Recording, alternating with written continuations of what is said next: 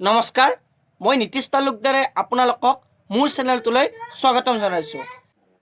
মানে আপোনালোকৰ লগত আজি মই এটা বেলেগ বিষয়ত আলোচনা কৰিম। সেই বিষয়টোনো কি তাৰ আগতে মই আপোনালোকক এটা কথা কৈ লওঁ। মই আগতে এটা ভিডিঅ' দিছোঁ যে ৰংঘৰ কেনেকৈ সাজিছিল। এই ভিডিঅ'টো আপোনালোকে যদি জানিব বিচাৰে যে ৰংঘৰ কেনেকৈ সাজিছিল বা কি কি বস্তুৰে সাজিছিল, তেতিয়াহ'লে মোৰ এই ভিডিঅ'টো ডিছক্ৰিপশ্যনত লিংকটো দিয়া আছে। আপোনালোকে লিংকটোত ক্লিক কৰি সেই ভিডিঅ'টো চাব পাৰিব। আহক আমি আজিৰ বিষয়টো আৰম্ভ কৰোঁ। আজি আপোনালোকৰ লগত মই এটা মানে আমাৰ শৰীৰৰ বিষয়ে বিষয়ৰ কথা এটা আলোচনা কৰিম। মানে কি আমি আমাৰ দেহত এটা অলাগতিয়াল অংগ এবিধ লৈ ঘূৰি ফুৰোঁ। মানে বা আমি এনেকৈ ক'ব পাৰোঁ যে আমি জন্মতে আমাৰ দেহত এটা অলাগতিয়াল অংগ ফিক্স হৈ আহি যায় আমাৰ দেহটোৰ লগত। এতিয়া আমাৰ দেহটোত বিভিন্ন অংগ আছে, যেনে ধৰি লওক মোৰ এই হাতখনে। এই হাতখনেৰে মই কিবা এটা এনেকৈ ধৰিলোঁ। এই কিবা এটা ধৰোঁতে এই হাতখনে মই সহায় কৰিলে, বা মোৰ এই চকুজুৰি, এই চকু দুটাৰে মই বস্তু এটা চাওঁ, বা ঠিক তেনেদৰে আমাৰ নাক কাণ চবতে এটা এটা সৰু সৰু হ'লেও কাম কৰে। বা আমাৰ দেহৰ ভিতৰৰ অংগ কিডনী বা আমাৰ হৃদযন্ত্ৰ বা আমাৰ যদি হাওঁফাওঁ সকলোৱে কাম কৰে। সেইকাৰণে আমাৰ এই অংগবোৰ লাগতিয়াল, বা এই অংগবোৰ নহ'লে আমি চলিব নোৱাৰোঁ। কিন্তু আমি যেতিয়া জন্ম লওঁ বা আমি যেতিয়া এই পৃথিৱীখনত জন্ম, তেতিয়া আমাৰ লগত এটা অলাগতিয়াল, একেবাৰে নালাগা এনে এটা অংগ ফিক্স হৈ দেহাটোৰ লগত আহি যায়। সেই অংগটোৰ বিষয়ে আপোনালোকৰ লগত মই আলোচনা কৰিম। কিন্তু মই আপোনালোকক আৰু এটা কথা কওঁ, তাৰমানে এই অংগটো কেনেকুৱা, আমাৰ লগত অলাগতিয়াল হৈ আহে আৰু আমাক ই বিপদৰ মুখলৈও ঠেলি দিয়ে। মানে এই অংগটোত একো কামটো নকৰে, এনে বহি বহি খোৱাৰ নিচিনা আমাৰ দেহটোত বহি বহি খাই থাকে আৰু আমাক বেমাৰ আজাৰ কৰি মাৰি পেলাব পাৰি। তে কি এই অংগটো? বেছি কথা নাপাতো, এই অংগটোৰ বিষয়ে আহক আমি কথা পাতোঁ। এই অংগটো আপোনালোকে মই যেতিয়া নামটো কৈয়ে দিম, বা নাম নকওঁতে হয়তো বহুতে জানিছে, বা যিসকলে জনা নাই মই যেতিয়া নামটো কৈ দিম একেবাৰে আৰু গমেই পাব এইটো এনে। এই অংগটোৰ নাম হৈছে এপেণ্ডিক্স। নিশ্চয় আপোনালোকে শুনিছে এপেণ্ডিক্স হোৱা বুলি কয়। এইটোৰ নাম হৈছে এপেণ্ডিক্স।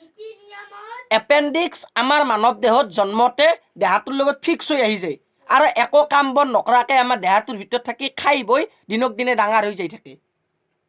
এই এপেণ্ডিক্সটো ক'ত থাকে? এই এপেণ্ডিক্সটো থাকে আমাৰ পাচন কৰা, দেহৰ পাচন প্ৰক্ৰিয়াত সহায় কৰা অংগ বৃহদান্ত্ৰৰ লগত লগ লাগি, আৰু ই হৈছে এটা সৰু নলীৰ দৰে অংশ। অৰ্থাৎ এই এপেণ্ডিক্সটো একডাল নলী এনেকৈ আহি তাৰে তলত ওলমি থাকে সৰু, আৰু এইটো আমাৰ বৃহদান্ত্ৰৰ লগতে লগ লাগি থাকে। এই এপেণ্ডিক্সৰ কিন্তু পাচন প্ৰক্ৰিয়াত একো ভূমিকা নাই। যদিও বৃহদান্ত্ৰৰ লগত লগ লাগি থাকে, একোৱে ভূমিকা নাই। এই এপেণ্ডিক্সটোৰ দৈৰ্ঘ্য 2 পৰা 20 চেণ্টিমিটাৰ হ'ব পাৰে। যেতিয়া সৰু থাকে তেতিয়া 2 চেণ্টিমিটাৰ, যেতিয়া লাহে লাহে আমি যেনেকৈ ডাঙৰ হয় এপেণ্ডিক্সটো ডাঙৰ হৈ দৈৰ্ঘ্যটো 2 পৰা 20 চেণ্টিমিটাৰলৈকে দীঘল হৈ যাই থাকে। এইটো হৈছে এপেণ্ডিক্স অংগটো আমাৰ দেহত।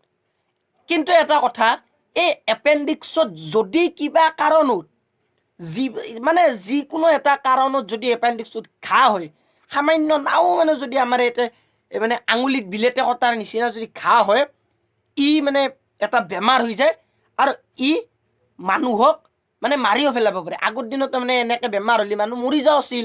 এতিয়া এপেণ্ডিক্স হোৱা বুলি কৈ যে অপাৰেশ্যন কৰে, এই অলাগতিয়াল অংগবিধ আমাৰ দেহৰ পৰা কাটি পেলায়। তাৰমানে কি, আমাৰ যদি কেতিয়াবা কিবা অপাৰেশ্যন কৰা পৰে, কিবা কিবি অপাৰেশ্যন কৰি থাকে, পাৰিলে এই অংগবিধ আমাৰ দেহৰ পৰা আঁতৰ কৰি দিব লাগে, ভৱিষ্যতে যাতে এই অসুবিধা নকৰে। এনে বাৰু সাধাৰণ মানুহৰ যদি অপাৰেশ্যন নাই আৰু সেনে মানুহৰ কোনো কথা নাই, এনেনো মিছা মিছি আৰু কিয় নোৱাৰ কাটি পেলাব লাগে, কাটি উলিয়াই আনিব লাগে এপেণ্ডিক্সটো। তো আৰু পেটটো কাটিহে উলিয়াই আনিব, পেটটো মিছা মিছি কিয় কাটিব লাগে? যিবিলাকৰ সাধাৰণতে অপাৰেশ্যন কৰা পৰে বিভিন্ন, তেওঁলোকে পাৰিলে এপেণ্ডিক্সটো কাটি উলিয়াই দিব লাগে। যা, একো কাম বন নকৰাতে খাই খাই বহি থাকিব নালাগে, ওলাই যা, এনেকুৱা কথা।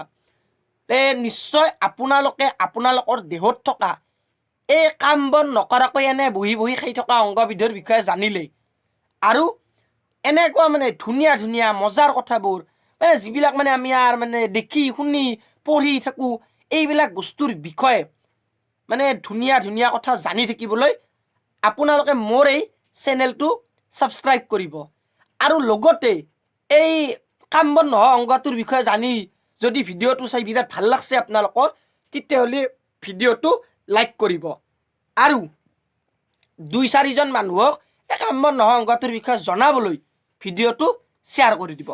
ধন্যবাদ।